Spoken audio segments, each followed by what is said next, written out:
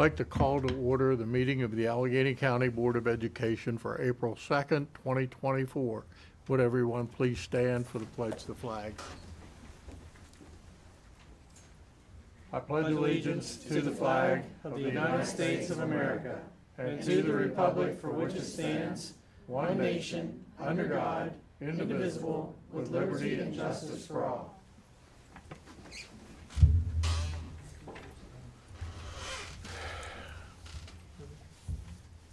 We have the reading of a closed session summary for executive session held March 12, 2024.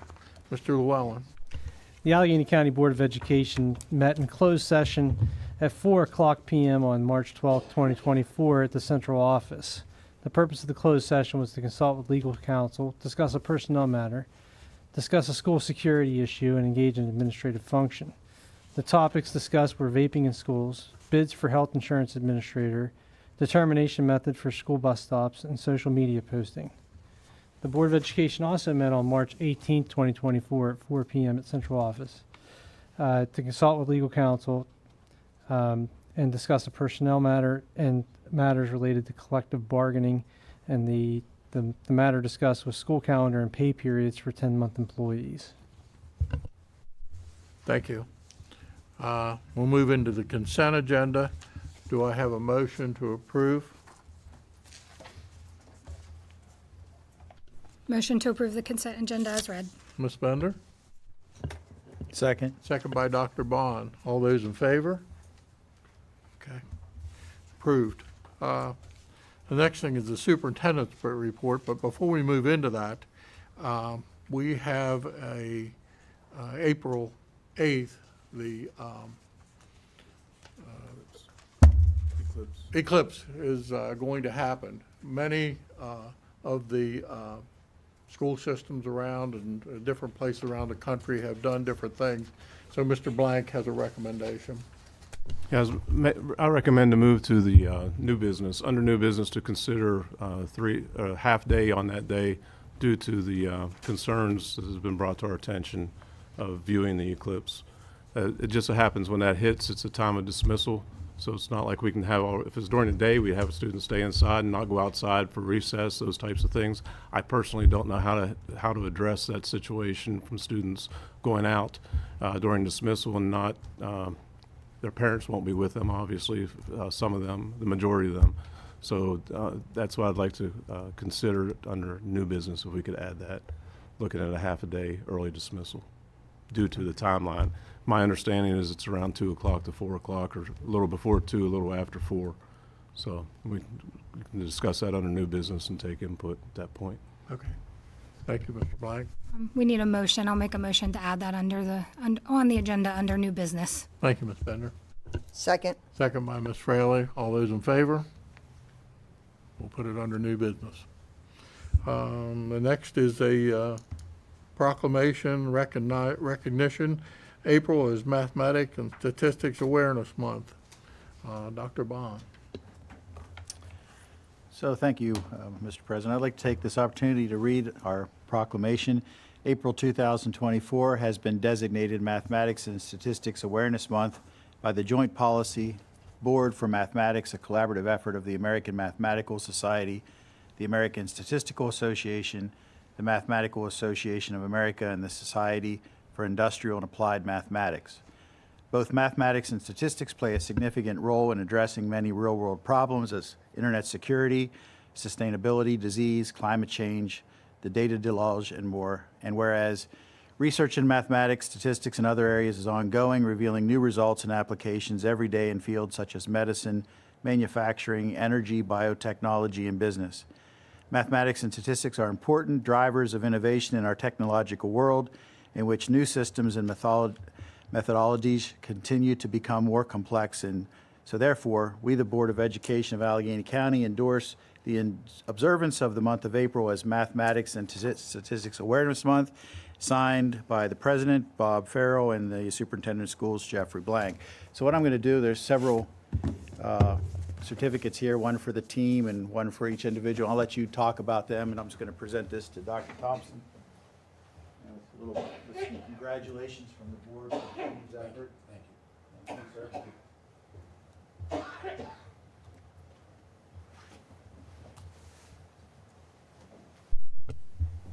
All right, thank you.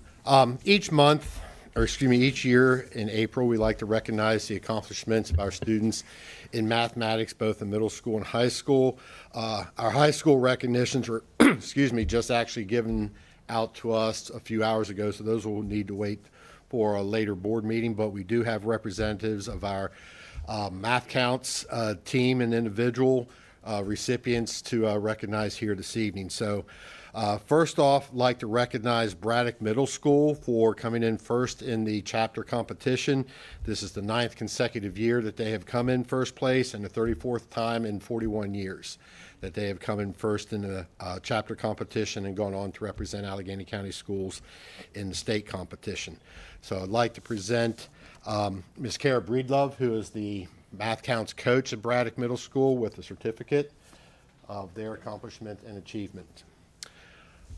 In addition, we have some of the representatives of the Braddock team, and there may be representatives of the from Washington Middle and Mount Savage Middle who did not qualify team recipients but did qualify individual recipients, participants to go to the state event. And it should mention that Washington Middle missed going to the state competition as a team by 1/2 of 1 point. That they missed out a second, which would have been a very noteworthy accomplishment for us to have multiple schools attending. So, Mrs. Breedlove, allow you to recognize those who are with you. Zachary Llewellyn.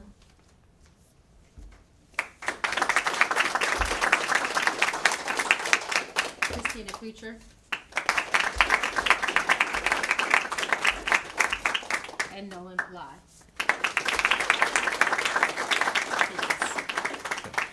And just to recognize our remaining participants from Braddock was Ced Hans. From Mount Savage was Joshua Georgeson, William Kyling, Connor Kennedy, and from Washington Middle was Jace McLaughlin and Maxwell Shelton. All of those students and the team qualified for the state competition a couple weeks ago. Thank you.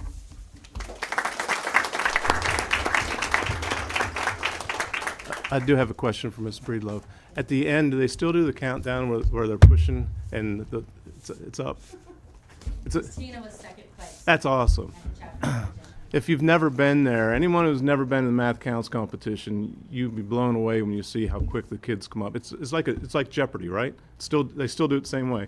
45 seconds and best out of 3 questions. They put a problem up, and as soon as you hit the button, you have to yell out what the answer is. And I'm telling you, you don't have time to write numbers down. They hit the button so quick. How do you do that? I don't know. You just have to, I don't know, be smart enough to figure it out.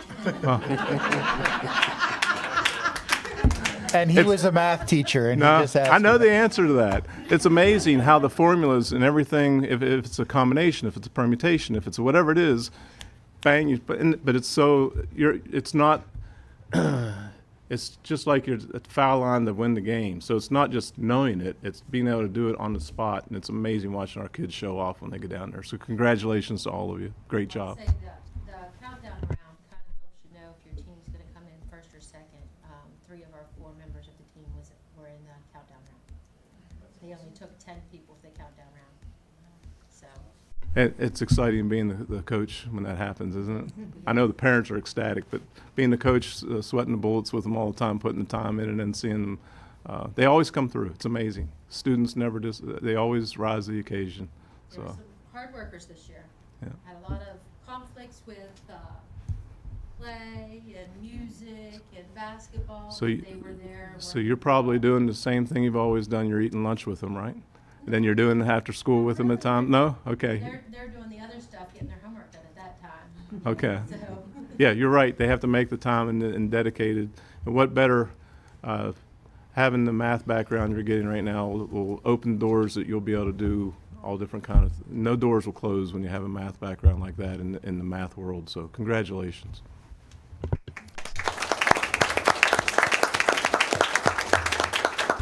I'll just leave with one last comment since Mr. Blank brought up about anyone who may have had the opportunity to see the competition in person.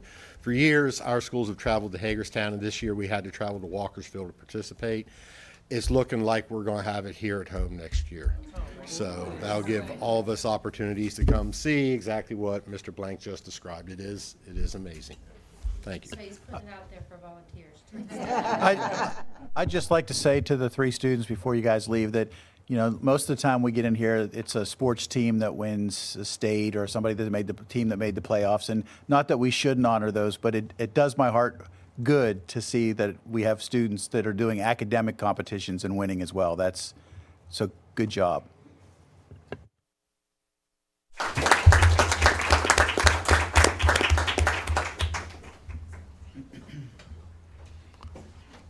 Next on the agenda is a presentation of proclamation recognizing April as Library Media Month. Ms. Fraley?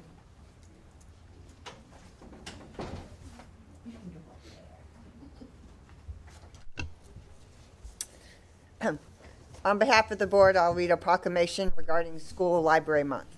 Whereas April 2024 has been designated School Library Month and April 7th through the 13th as National Library Week, and whereas the library media program is to ensure that students and staff are effective users of ideas and information, and whereas the library media specialist role is to provide the leadership and expertise necessary to ensure that the library media program is an integral part of the instructional program of the school, and whereas the Board of Education has entrusted the library media specialist in each school to teach the skills of locating and using information through traditional resources and new technologies, to provide literature appreciation activities, and to guide and encourage content and recreational reading to every student in the library media program.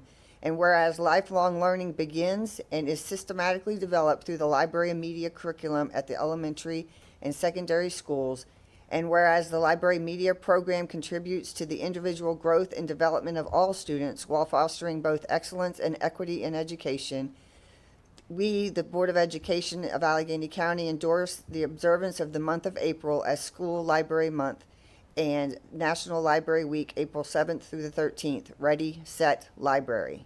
Signed by President of the Board, Robert Farrell, and Superintendent of Schools, Jeffrey Blank.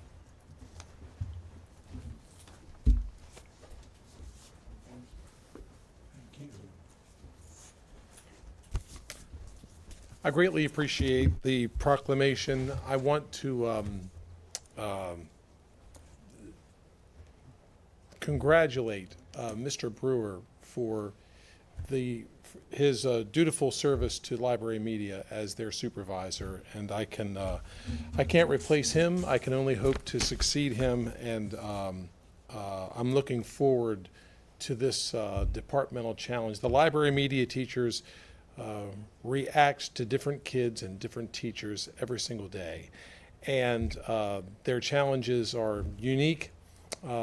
Day to day, week to week, it's a mixed bag, and yet their task of ensuring that children read of all ages and that children are exposed to safe and responsible use of different technologies, they matter. They bring our programs together, and it's been inspiring to see them in action this year. So thank you very much.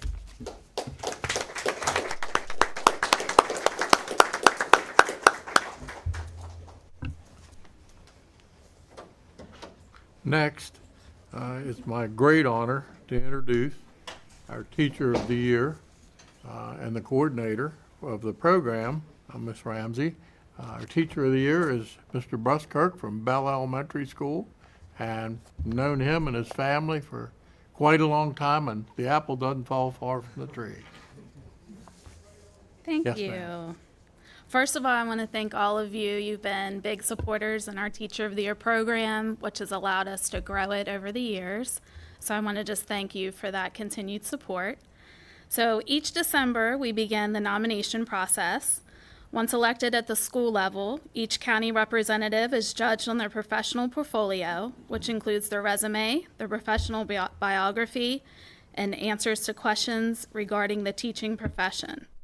Each county finalist participates in an interview with the judges, being judged on their poise, communication skills, presentation and delivery, and knowledge of the teaching profession. A county toy winner is then selected to compete at the state level representing Allegany County. On Monday, March 11th, we celebrated 6 Teacher of the Year finalists: Jacqueline Bohr from Braddock, Tina Kimmel from Flintstone, Matt Klein from Mount Savage, Annie Stark from Allegany, and Jody Sweeney from Cresaptown. And we announced our winner, Mr. Dave Buskirk. So one of my favorite days of the year is always visiting the winner the day after they're announced. And Bell Elementary certainly did not disappoint. Mr. Buskirk's class was so well behaved and excited. They were so focused when I came to visit, and they were just beaming with pride that it was their teacher that was the Teacher of the Year.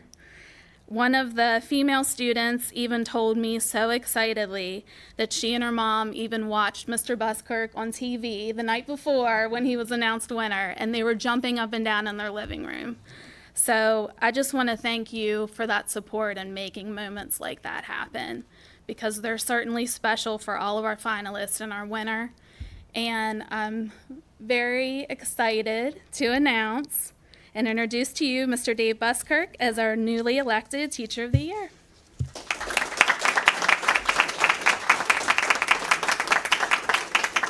Thank you so much. I'm really honored to receive this recognition. I've been a teacher for about 15 years in Allegany County. I've taught at Westside, South Penn, Cache Valley, and now Bell Elementary. And that's actually where I went as a kid, so it's kind of neat to come full circle. My wife and daughter and I, we reside in Frostburg, so I have a nice 2-minute drive to work. A little bit about my Teacher of the Year platform. I spoke a lot and wrote about how important it is for literacy for all for students. So I have a belief that all children have the ability and the right to learn, and especially with literacy. And I want to thank you for investing in programs like inclusion in our school system, and also reading initiatives like the Science of Reading, and investing into that for teachers to utilize. And also utilizing the Maryland Blueprint for early childhood programs and for initiatives for teachers to become more highly qualified, like for national board certification. So thank you for your support and for your funding for all those programs, and I'm truly honored to receive this recognition.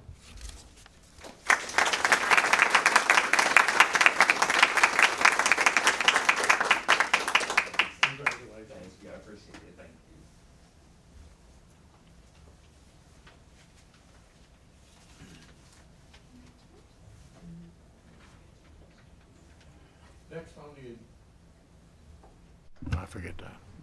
Next on the agenda is the 24 Maryland's Emerging Scholars Award. Mr. Webb.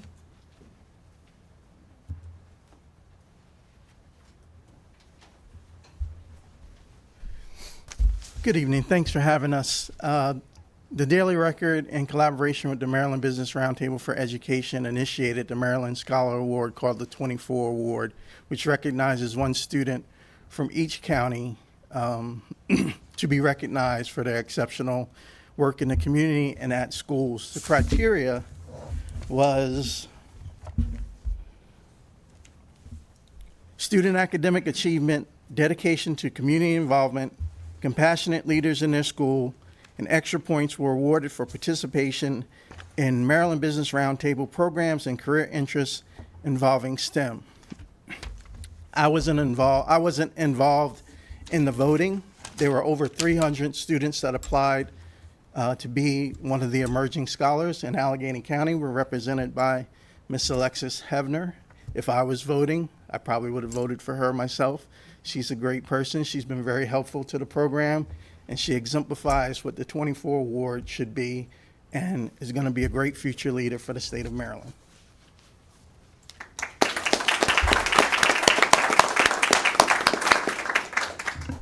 So a little bit about me and what I do. I have been student ambassador for Maryland Business Roundtable for the past 2 years.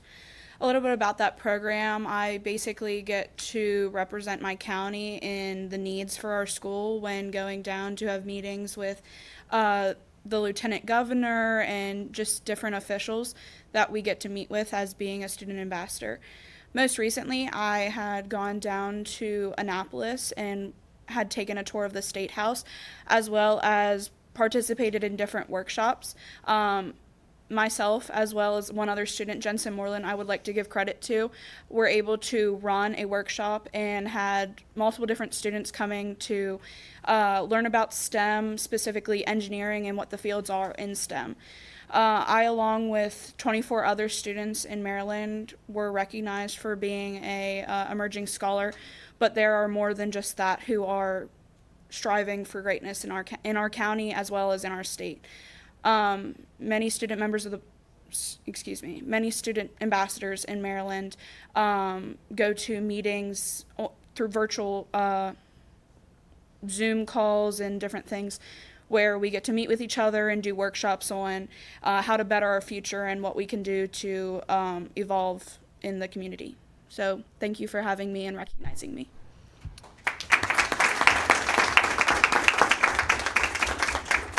Alexis, it sounds like this program is giving you a lot of great opportunities and experiences. You're a senior. Just share with us what your plans are, if you know for sure. You may not know exactly yet, but give us some ideas what you're thinking about doing. Yes. So currently my plans have shifted in regards because I have currently signed to play softball with Allegany College of Maryland. I plan to take a one-year certificate path in legal studies, and with that certificate, I will be able to be an entry-level paralegal or a legal secretary. My plans from there are to then continue in the legal path and go to West Virginia University in Morgantown, where I hope to continue to play softball as well as go pre-law, as well as get a degree in Spanish, which is one of my dreams is to be bilingual. Yeah, great. That's awesome. Congratulations. Thank you.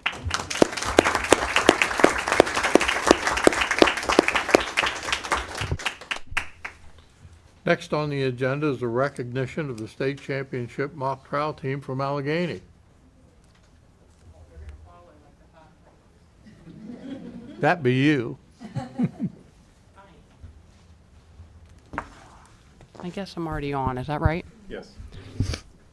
Come on in. All the way. Come on. We brought them all. Good. So good afternoon. Usually I let the coach of the team talk about their state championship teams. However, I felt it necessary to take a few moments to make you aware of the enormity of what Mr. White and his accomplishments and the students have done this year. Brian has been the mock trial coach for 30 years at Allegany, and it's hard to believe that for 30 years that I've been with Brian. So his legacy at the old school and at the new school will carry on even after he's going to step down, and he is this year. And I'm saddened that he's going to step down, but I also understand. I just want you to know quickly that mock trial teams compete against all private and public high schools in the state of Maryland. So if you think about that, that's quite remarkable. So you compete against any school who has a mock trial team in the entire state. He will introduce his team shortly and speak. I want you to know that 142 schools started the mock trial season, and Allegany was the last team standing.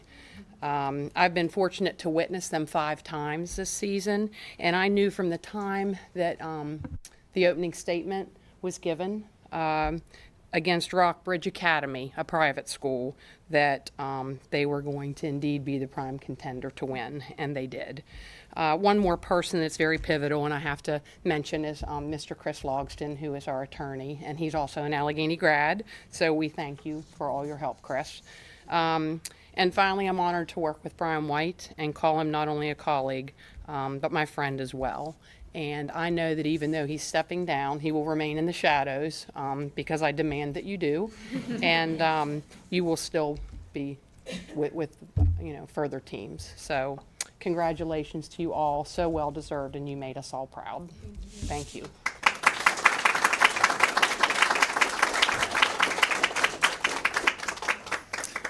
Okay, thank you.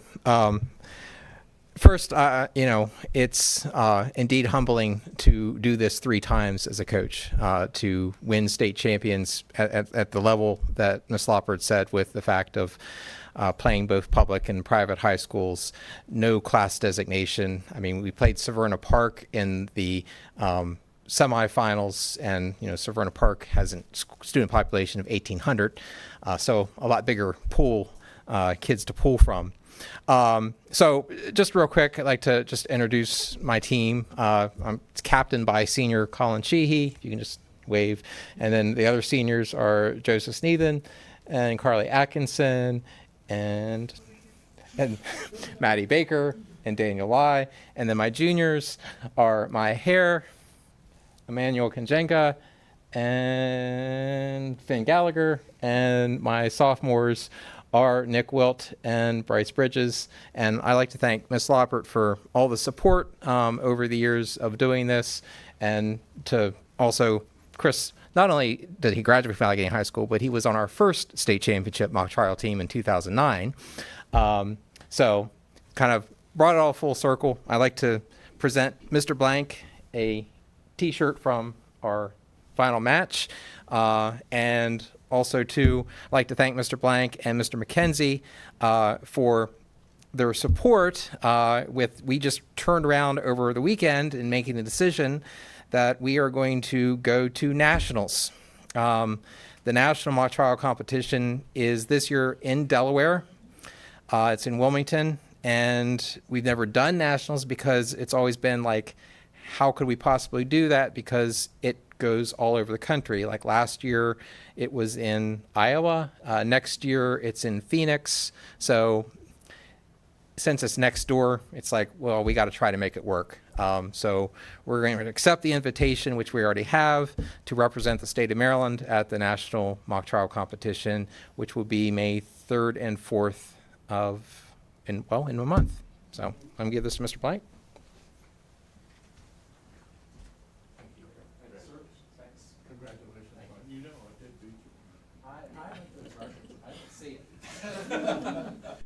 We also have a certificate for you, so congratulations. All right, thank you. Thank you. Good job, guys. Thanks. I do have a question before you go. The students, what was your reaction? What did you think? Because being there, you don't know. They disappear and you wait. Did you know you had it? No, actually, from the very beginning, I thought we were a really good team, and I was actually expecting a really hard competition, but I was pleasantly surprised when we were able to pull out a win. But it was a little expected. A little expected? Well, I'll tell you, your coach has all the confidence in the world, because when I ran into him at the hotel, he said, we won the coin flip. We have the advantage. That's all I had to hear. I thought, I know what gear he's in. I know what it's amazing accomplishment, and congratulations to everybody. All right. Now we're on to the city council.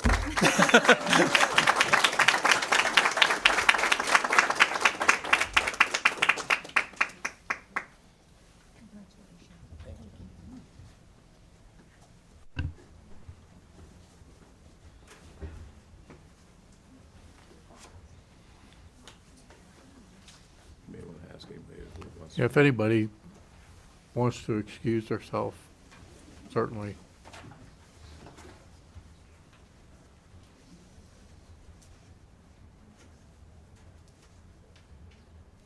Mr. McKenzie, Superintendent's operating budget.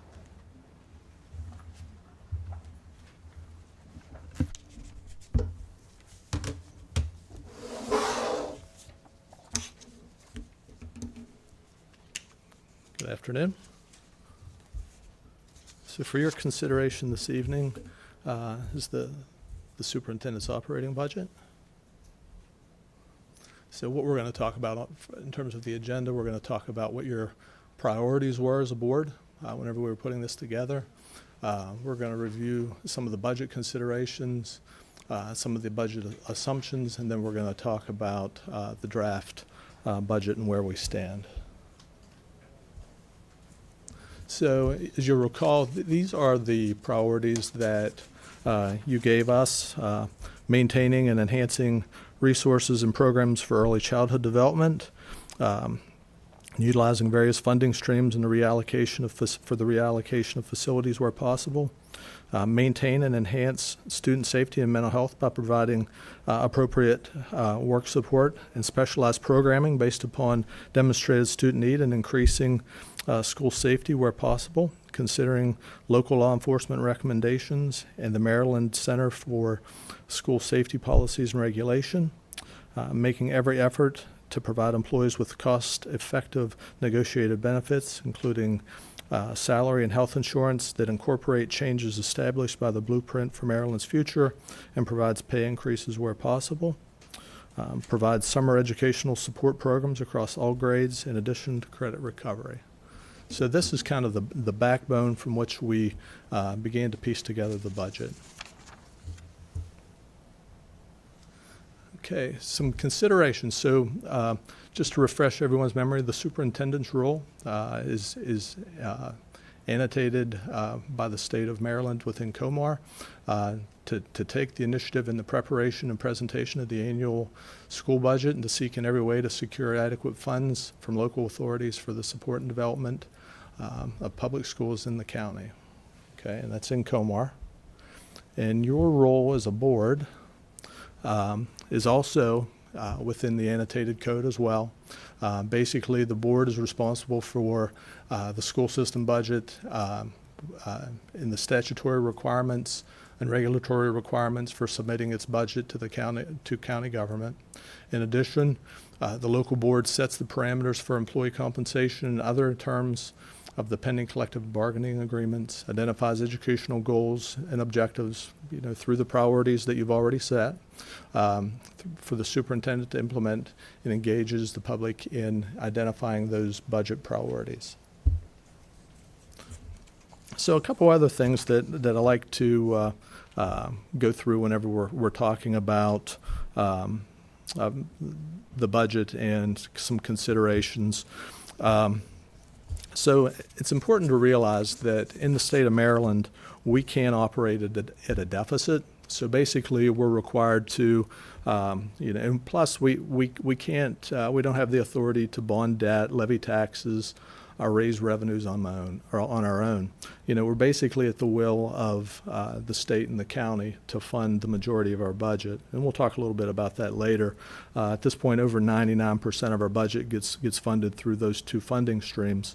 The local government is obligated to fund their local district annually, and we will be talking to local government on Thursday and to present our budget to them. So that's an upcoming meeting as we get their funding stream. Okay, so within the budget, you'll see there's we've kind of broken down the budget within personnel assumptions and non-personnel type assumptions. So first and foremost, the budget as presented meets the original contractual obligations set forth for all four bargaining units. Second, and this is kind of unique to Allegany County. I know a lot of, as we've previously talked, a lot of districts downstate are struggling with this item in particular. So there will be we anticipate no reductions in force related to CARES funding expiring in September. So within the budget, there are 36 positions that were previously paid with CARES funds that have been absorbed within the budget. Those funds those employees range from custodial positions to social behavioral coaches, tutors, reading and math specialists, a couple administrative folks as well. So a total of 36 positions. Now, as you look around the state, there's a lot of districts laying off, hundreds of people potentially. So we've been able to kind of avoid that with the way we've kind of worked through CARES, not over committing to recurring expenses those types of things. The current budget also provides additional teachers for blueprint pilot programs. We'll be rolling those out. Those schools, I believe, have been made aware of that, which schools will be piloting programs. We also have funds for an additional teacher to assist with the agricultural and science programs, as well as we've been able to hire and retain a full staff of security officers. In terms of non-personnel expenses, slight increase in transportation costs this year. Also within the budget, there was a pretty large increase for Power School, which is we'll be going to here in the next year. We'll be transitioning over the next year to 2 years for that. There's a large increase in the non-public placements within special education. And you'll recall those are students that require additional services outside of what we can provide here at the school system. I believe in my last presentation back in February, you'll recall that the special education population increased by almost 10% this year, so providing those folks with the services that they need. Also, we've included an increase relative to health care claims, which have increased substantially over the past 2 years, as well as some other fixed charges, such as payroll expenses, those types of things. And those also, same thing for a couple non-personnel type assumptions as well in terms of CARES funding. Previously, we had used CARES funds for the summer school program as well as the tutoring program. So those funds also will be are included in the superintendent's budget and certainly match directly with some of your board objectives and priorities. In terms of some additional non-personnel assumptions, there was also an increase in the level of athletic transportation allocations this year, as well as appropriate funding for staff development opportunities.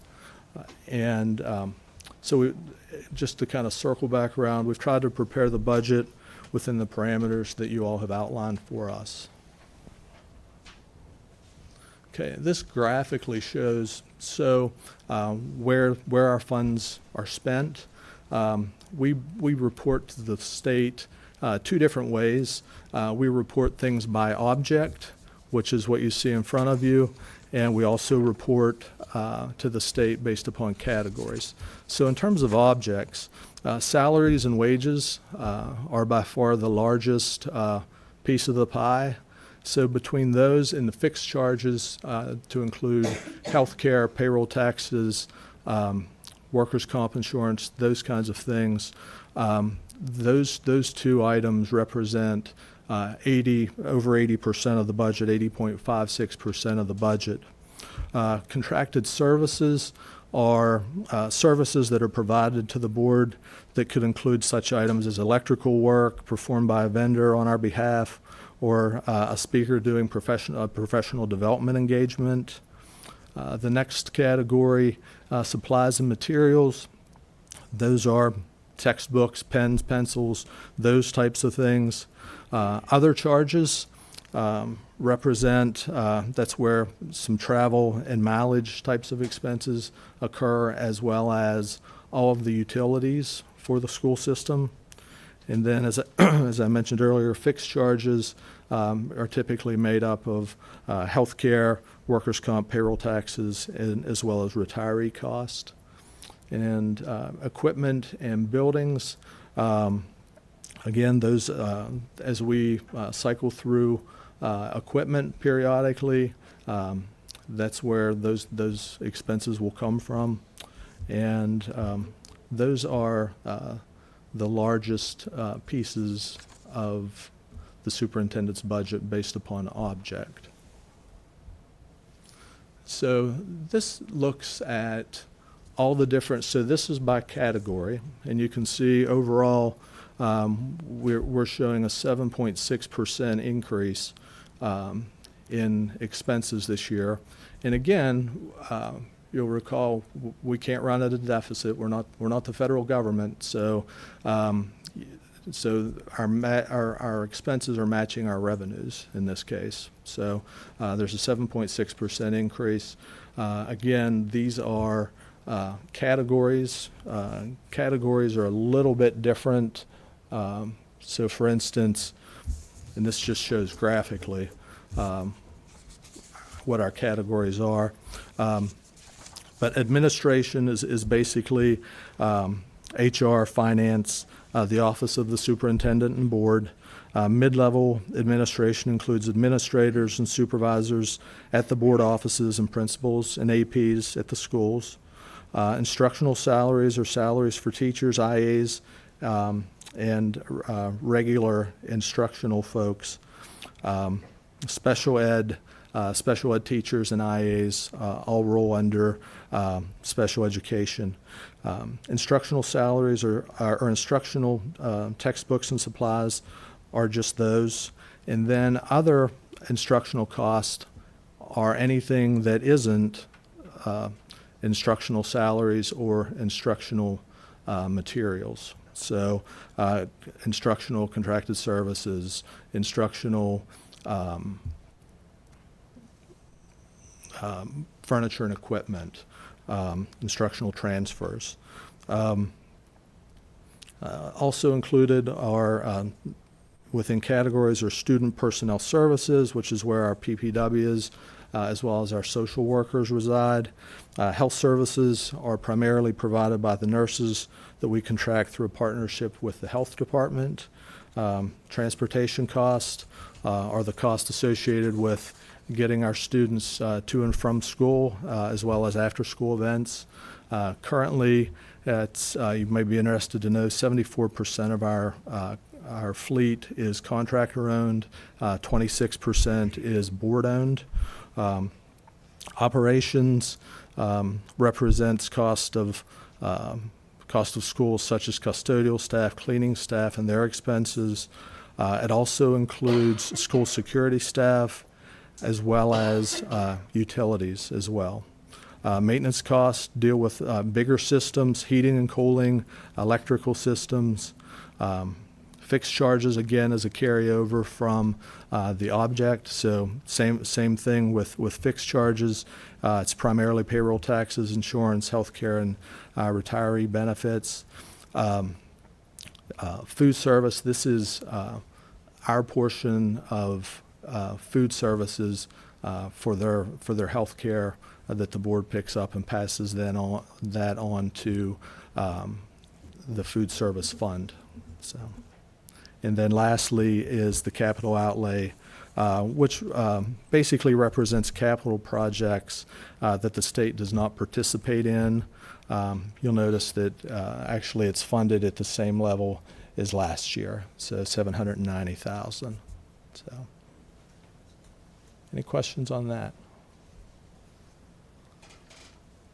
Okay. Okay. So, in terms of revenue, this is kind of just refreshing your memory in terms of where the changes occurred this year. You'll see we're kind of projecting a 1% decline this year in our county appropriation. You'll recall last year that was a pretty hefty increase of about 7.5%. And then overall an 11.2% increase in state aid. Okay, some ongoing considerations. I think the state, we're about a week away from the session ending, so there's still some bills that are in process and in play that could still impact us that we're obviously monitoring. Certainly any changes at this point to the blueprint legislation would have an impact on the budget as well.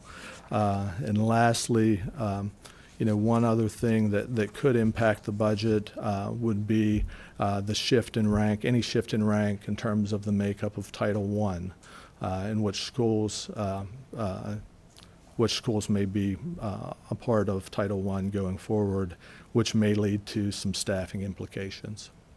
So, any questions? Thank you. Thank you for all your hard work and your staff's hard work on this, Larry. Really appreciate it. We do need a motion to approve the superintendent's budget. No. Yeah, I'd like a point of order if we can do that under new business so that we can get the comments from the public first, if there are any. Sounds good. Next on the agenda is the public comment. I want to read this to you, just so everybody's aware. We have a couple people signed up to talk. The Allegany County Board of Education asks that comments be limited to a maximum of 5 minutes per individual, unless otherwise considered by the board president. The individual board members and superintendent will be offered the opportunity to respond to comments from the public in a separate section of the agenda. Any responses are the individual responses of the speaker and do not represent the board's response. The time allotted for each board member shall be limited to a maximum of 3 minutes. There will be no discussion or action taken at this meeting, but may be considered for a future meeting. Issues that are specific to individual employees should be referred to the immediate supervisor for appropriate consideration and review. Rude, slanderous, defamatory, inflammatory, vulgar, threatening remarks, or other behavior that may be disruptive or interferes with the order of the meeting will not be permitted. Okay. First on the agenda for constituents is the Savage Mountain Arts representative for donation. President Farrell, Superintendent Blank, Board, as President of the Board of Savage Mountain Punk Arts, we did a fundraiser to pay off student lunch debt. I'd like to present to you a check for $5,100 to pay off the current entirety of student lunch debt, with a promise to revisit this at the end of the school year to pay off the remaining debt. We have several representatives of our board here. I'd like to thank all of them and our executive director, Mercedes Hill. Good day, Stan. Stand up, give a wave.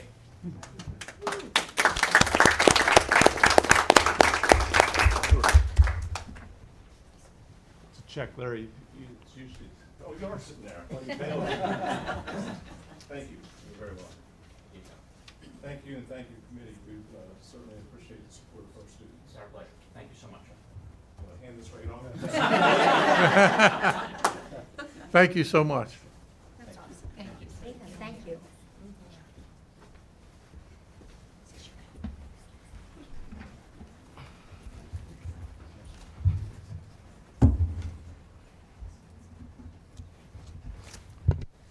Next on the agenda is Kim Sloan from ACEA.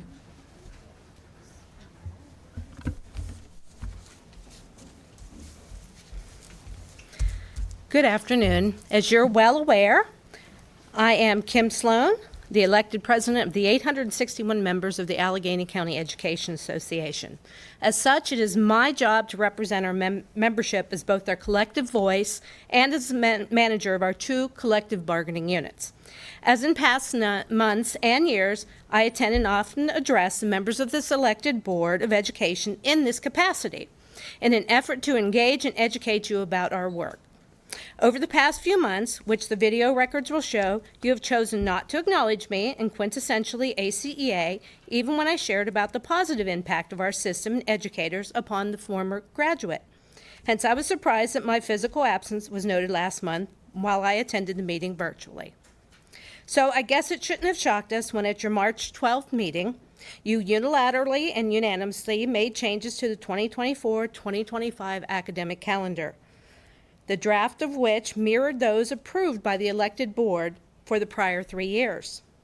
This action essentially subverted the work of not only the calendar committee, but also that of our collective bargaining units, as the draft represented a compromise between the needs of the system and the needs of the educators to better meet the demands of their job. There was no formal input or informal conversation sought with ACEA prior to the decision to indicate that this board was considering removal of 6 individual work hours for already overworked educators.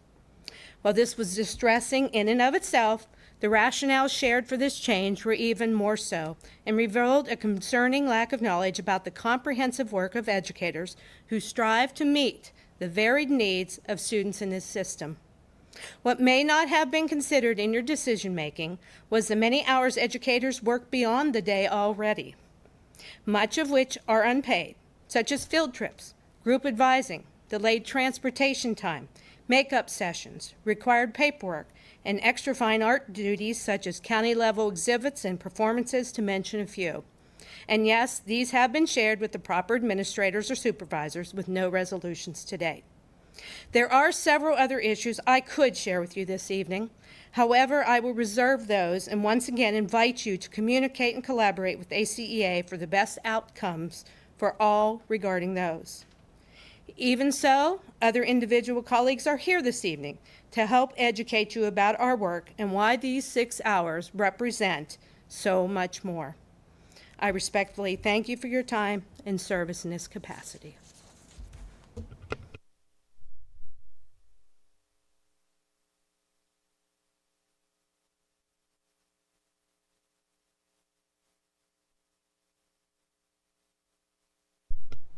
Hi, good evening. I'm Megan McElfish. I'm speaking as an individual taxpayer and constituent of Allegany County and as a special educator. After your calendar decisions at your March 12th meeting, I wanted to share with you the impact of the loss of time this will have upon special educators and their students. As educators, we start with the essential or guiding questions for our lesson. So, here's my essential question for you this evening. How would you feel if you lost 6 hours of valuable focused work time? If in addition to your regular working day or week, it is necessary to work an additional 12 to 18 hours at home to complete your paperwork. If you had a staggering amount of paperwork, as I as a special educator have. If you keeping students added to your caseloads who have gone 12 plus years with no IEP, yet due to the increase of behavioral issues, we do not have enough people to cover caseloads, data, etc. with large caseloads. If you're constantly pulled to cover for other teachers, testing, etc., as if our primary work isn't important enough. If you are expected to co-plan and co-teach in addition to SPED requirements, much of which content you are not trained or certified within. If you have no co-period to work with some of your students, you have to rely on your teammates for information and data. If you have a huge caseload, the average amongst my colleagues at my work site is 18. And I am split between 6th, 7th, and 8th grade and plan, co-teach for 6th, 7th, and 8th grade math every day, along with detailed lesson plans and managing my caseload. If there's no time left to make copies at school, I've invested in my own copier to do so at my home on my own time. And if you constantly have to choose between your personal life and completing your special education paperwork, how would you feel? So if you lost 6 hours of focused work time that provided time to address some of the many needs and requirement, you too may feel, as my colleagues and I do, burned out and unappreciated. Potential fixes. There could be, designated time for us to work on our requirements when we're not expected to be in class. There could be time when special educators who've been denied transfers and held in those positions, there could be a limit to that. And if I'm not mistaken, I believe some of those priorities have been outlined in the blueprint. While I come to you as an individual voting constituent of Allegany County, I'm also a proud member of ACEA. Understanding the value of time, I'd really like to thank you for yours this evening.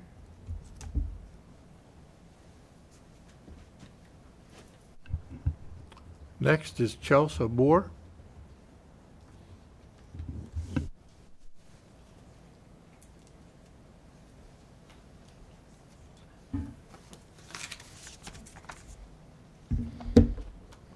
Good evening.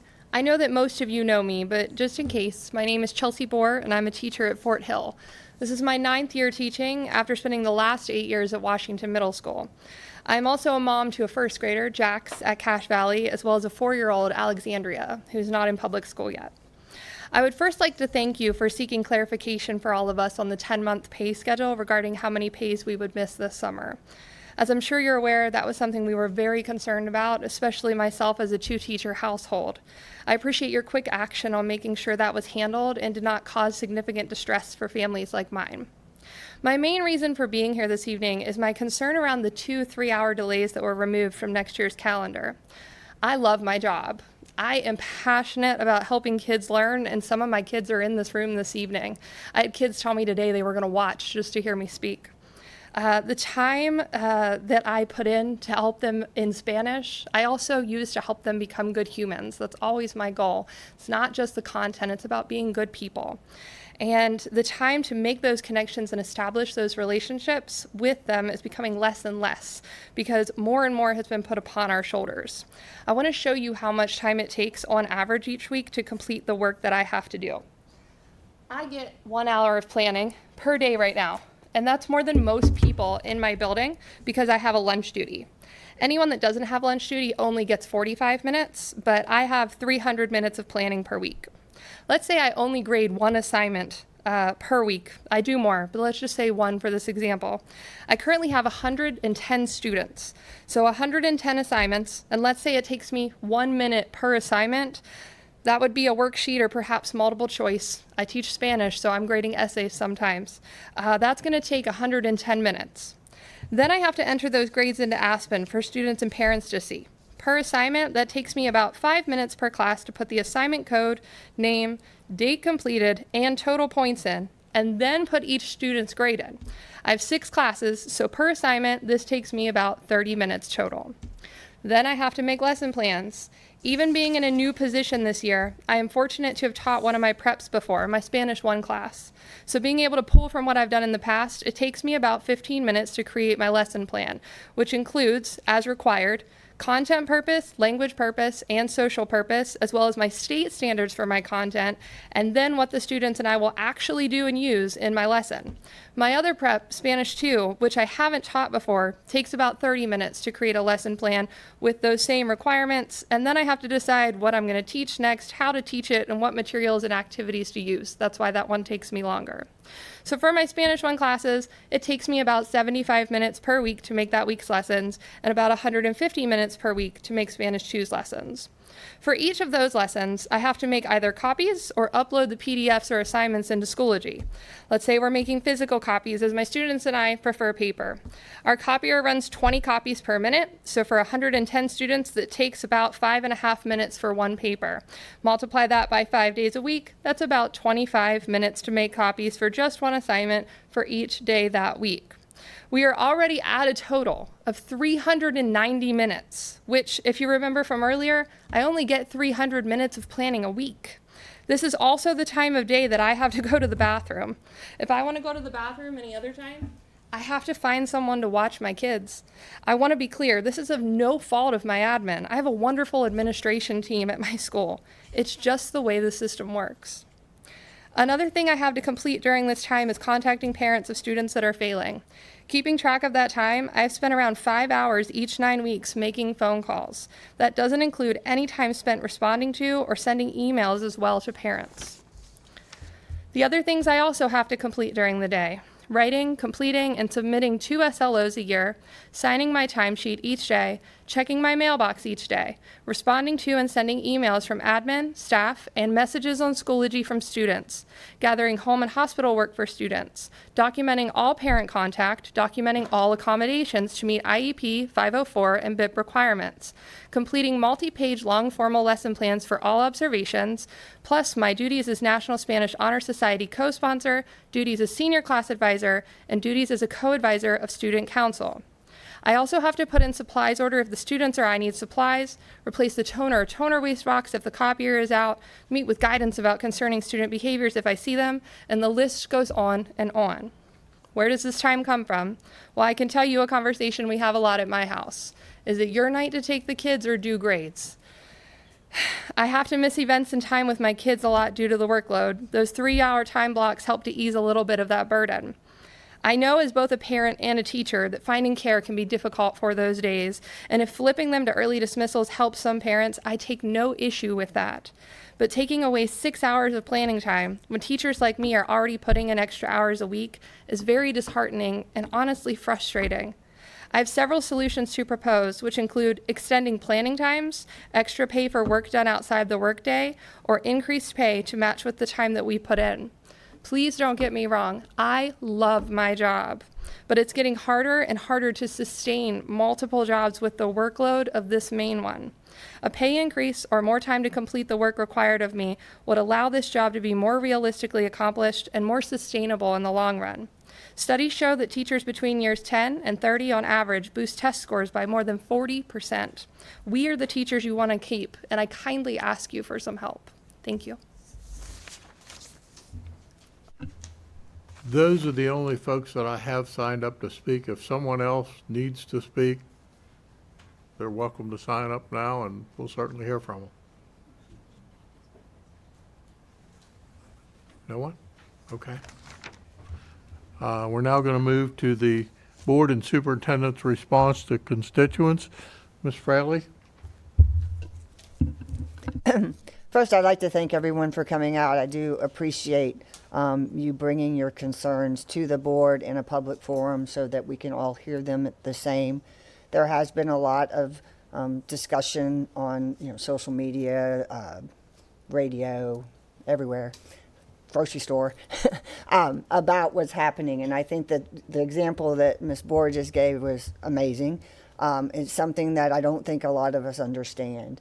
I have kids in the school system now that's in high school and middle school, and they were in elementary school previously. And I always look at it as an elementary school teacher, just because, I don't know why. And so to me, it doesn't, the magnitude of what you just described at a high school level when you have 110 kids, right? You don't have 30, which is still a lot, but you don't have 30. You have that many more kids to grade and that many more things to do. So I appreciate the information, and I do look forward to working together with everyone to try to come up with a solution that meets the needs of the school system and our students, because that's what we're here for.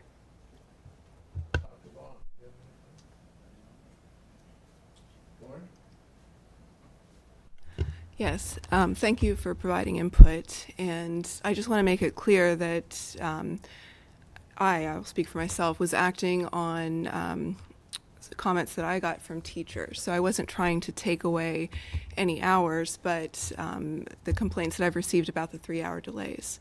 So I was acting on that. Ms. Bender? Yeah, thank you all for coming and speaking. Again, no matter what decision this board makes, we make somebody unhappy. And unfortunately, this time it was those of you who came today.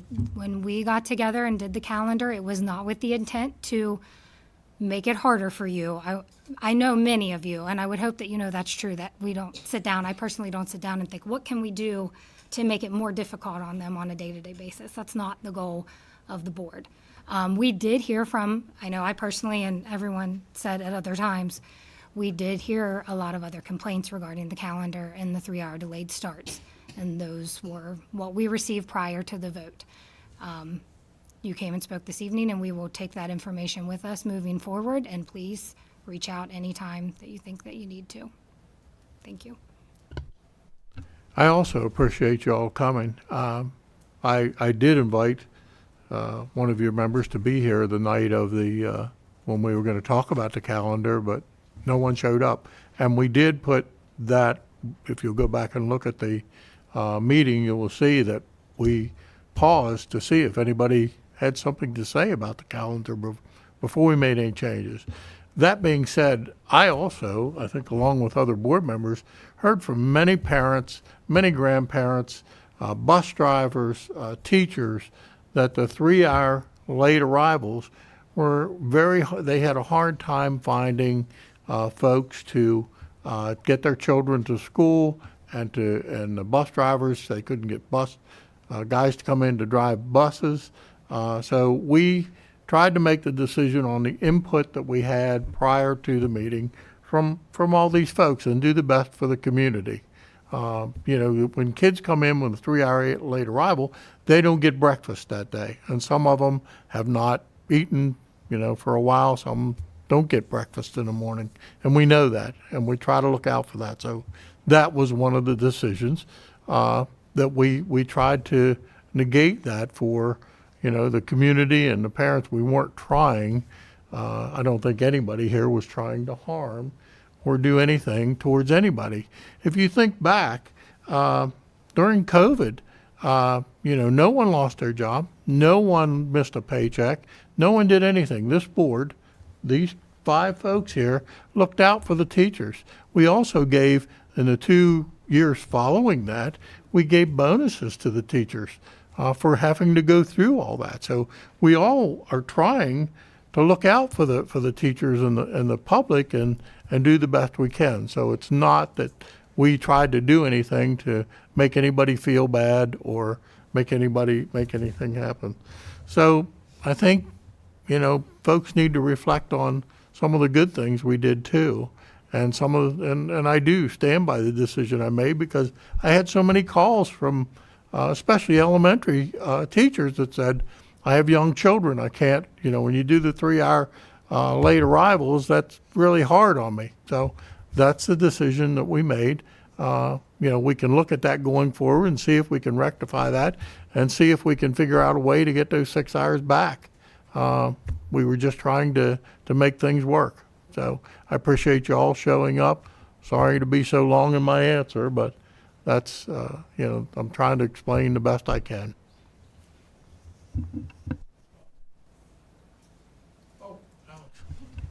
So next year we're going to have an 8-period schedule. I was wondering if there was any way to allot more time to the teacher's planning period without compromising the education of students. Yeah, that's part of the pilot, and they're building that as we go to determine collaborative planning, what we can do and what we can't do. I don't have answers for you yet. They're still. I know the students have selected 8 classes as opposed to 7, so the counselor and the administration have put the schedule together. Now getting into the weeds of how that works and how they can maneuver staff to be able to do some of the things we're talking about. Yep. I think that the 8 periods were also a great idea when it comes to curriculum options and, having a more flexible schedule and schedule building and all that.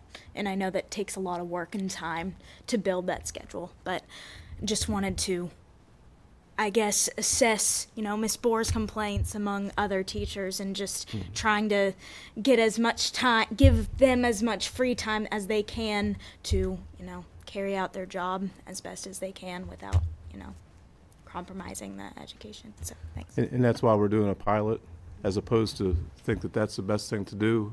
I don't know those answers yet. That's why we're piloting different things at all 3 levels to see what works and what does not work, and then move forward as the blueprint has us through multiple years to try to continue the successes.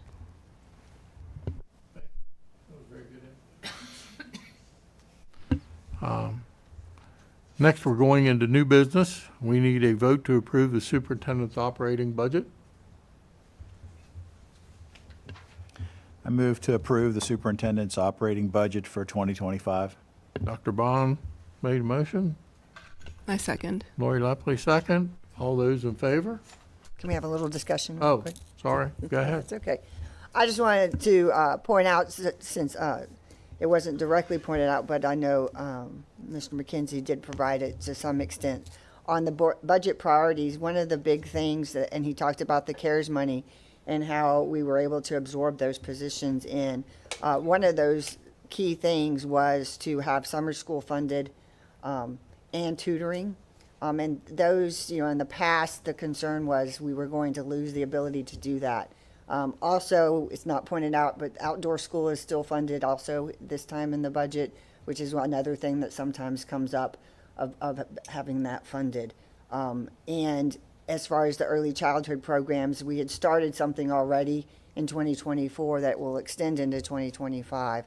So I think that with the gift that's been given us, appears to be given us, of an increase from the state, that we're utilizing that funding to ensure that we can meet those priorities. And I want to thank Mr. McKenzie and his staff, and the board for taking the time to find places for that money to be spent efficiently and effectively. And we did not have to go to the fund balance. I don't know if we called that out in his discussion, but that we will still have our fund balance available as well, and did not have to reduce. So I just wanted that to be pointed out, and to thank you for your work, and that's all. Discussion? No one else? All those in favor? Passed unanimously. We need, excuse me?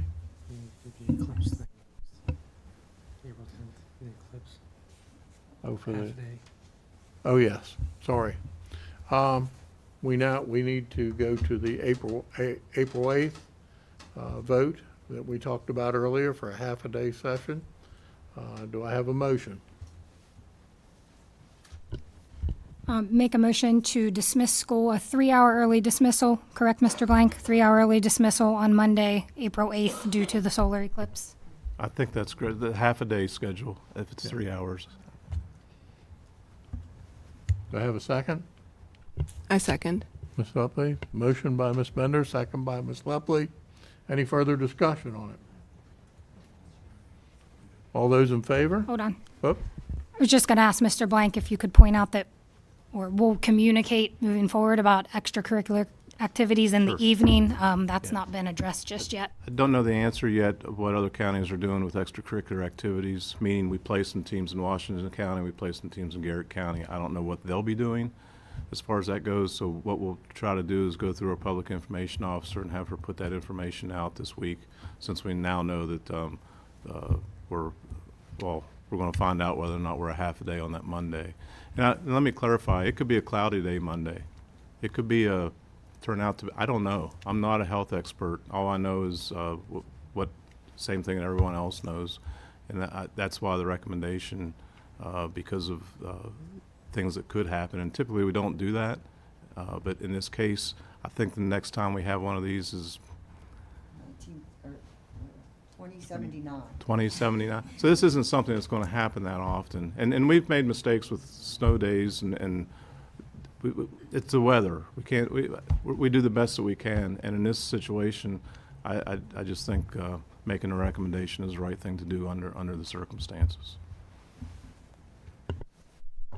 I'm going to go on the record saying that I'm the only one on this board that's opposed to this. So I would just like to say that I'm going to abstain from the vote, because I think we should have our kids in school, and letting people out for a meteorological event doesn't make sense to me. But I respect their vote. And I'd like to note that one of the major concerns was the safety of the kids that will be dismissed at that time. Between 2 and 4 o'clock is when it's supposed to be at its peak, I guess, or whatever the right term is. And one thing that was brought to my attention that I didn't even think of until somebody said it is the high schoolers that would be driving home during that time. So, and I have high school, and I didn't even think of that. There's a concern there too. So it's not just looking at the sun or something. It's also the fact that there could be accidents, and we just don't know what's going to happen. And like Mr. Blank said, to err on the side of caution, there's many of the school districts across the United States, for that matter, but Virginia, Maryland, West Virginia, we've seen them all doing this, and so that's why I'm in favor of it. anything further? All those in favor? Passed. Next on it is the vote to meet in executive session on May 7th as necessary. Need a motion? Motion to meet in executive session, May 7th, 2024, as necessary, noting that that meeting was moved up 1 week early due to primary election day. Motion by Ms. Bender. Second. Second by Dr. Bond. All those in favor? Passed unanimously. Reports of Special Advisory Committees, Student Board Member Alex. So first, our American Sign Language interest. I believe it's a Google form has been administered, and I'm very excited about that. I believe that our interest is going to be rather high just in my own school community, that a lot of people are excited about ASL. Our last KCGA was held, and that one was a little bit of a shorter one, but it was a nice way to wrap up our year. And I'm a little bit sad to be, leaving the Allegany Association of Student Councils, but moving on. So there was an FFA assembly held at Fort Hill, and several of you were present, and I was also present, but I was not technically in the assembly, but I just wanted to address that.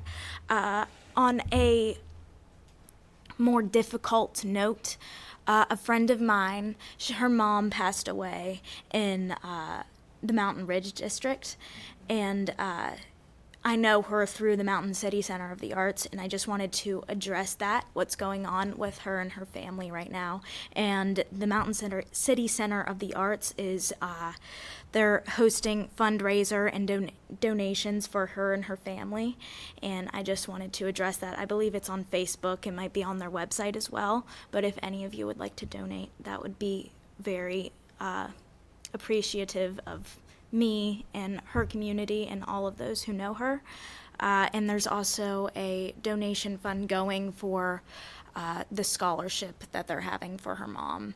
So I just wanted to bring that up. It was just kind of a last minute thought I have, I should talk about this. So, because this is kind of the platform that I use to discuss different matters.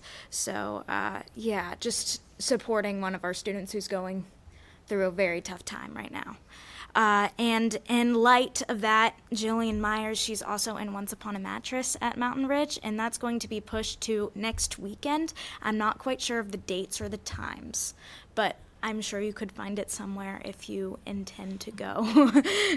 So that's all I have, because it was a little bit shorter duration between the last boarding and this board meeting, so not as much happened, and spring break, but I hope you all had a great Easter, and that's all I have. Thanks. Thank you. Alex, I want to point out, last time we met, we were talking about all the shows that were coming up.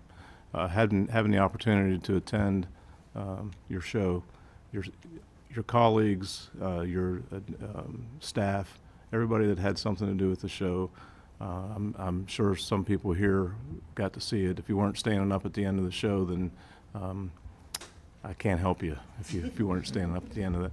And on a personal note, I want to point you out, I know that there are several students who had major parts, but how much I enjoyed, what a combination, if you don't know. Tell us a little bit about, I don't know if those who weren't here, tell us a little bit about the Gloria Estefan story and your relationship with the two leads relationship. I just thought it was pretty amazing. So Fort Hill, we had our production of On Your Feet, which for those of you who don't know, it's quite a newer production. I believe it came out in 2018, 2016, somewhere around there. But it's the story of Gloria and Emilio Estefan, and it's a jukebox musical. So there's different music numbers like Conga and Dr. Beat that probably a lot of you folks have heard of. So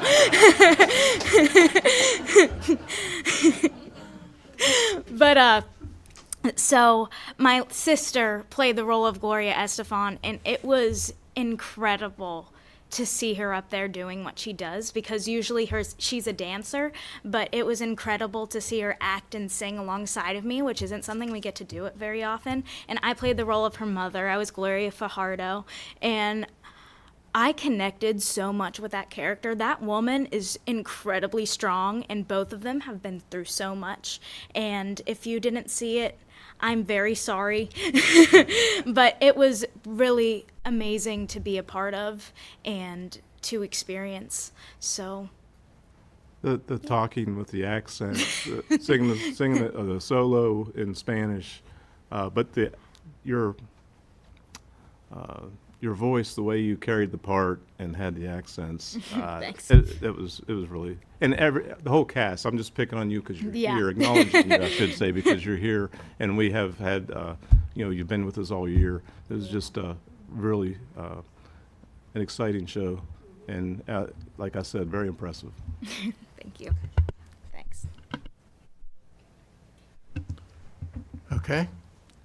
Any board member updates? I'd like to just say something, Alex mentioned it, but when I ran for the board the first time 5 years ago now, which is hard to believe, one of our goals to see come to fruition was to get our FFA chapters back, and being able to attend the 2 ceremonies we had this past week, and now that we now have all 3 of our high schools have an FFA chapter again, which hasn't been in place, I think, since 2011 or something like that, was it? So I wish them the best, and I'm just happy that it's back. So.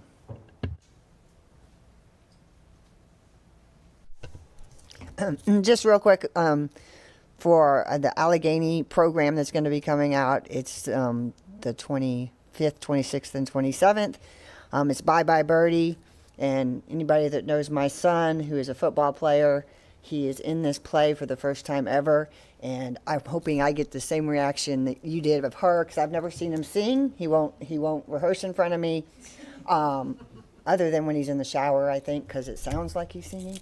But he says he's better than that. And a lot of those programs, it's a lifelong experience of, I guess, like 3 months worth of work that these kids are putting in. And I know that the Fort Hill one was amazing, and Mountain Ridge will be the same. And I encourage everyone to go out if you can, and also support the kids the week before, because I don't know if Allegany's the only one that does it, but I don't know what it's called, Tech Week. Do they have Tech Week ever? Okay.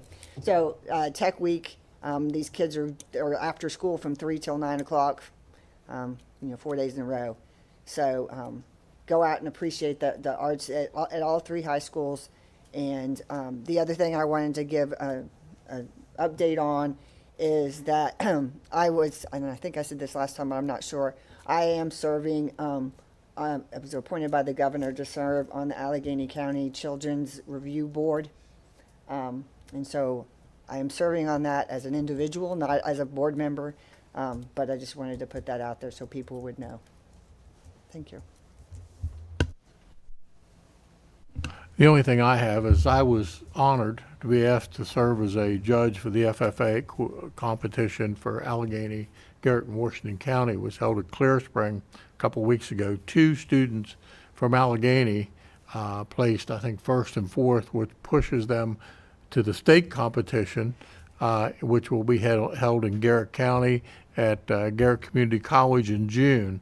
So if anybody gets the opportunity to go see this, it is phenomenal. I was so impressed by the kids down at Clear Spring. There was probably 200 or 300 children down there, and I just can't even explain how orderly and how well they performed. And for us to have Allegany got the first chapter going in this county, and to finish in the 1st and 4th position was really good. I was at the dedication of the Fort Hill and Mountain Ridge chapter, and it's really going well. Like Dr. Bond said, it's great to see the kids do that stuff. I mean, it's everything they do, whether it's sports, whether it's the play or whatever. Allegany County is doing a good job, and we're moving forward. So, any other updates? Good. So we need the motion to adjourn. I move to adjourn. Dr. Bond motion. Second. Ms. Bender second. All those in favor? We are adjourned.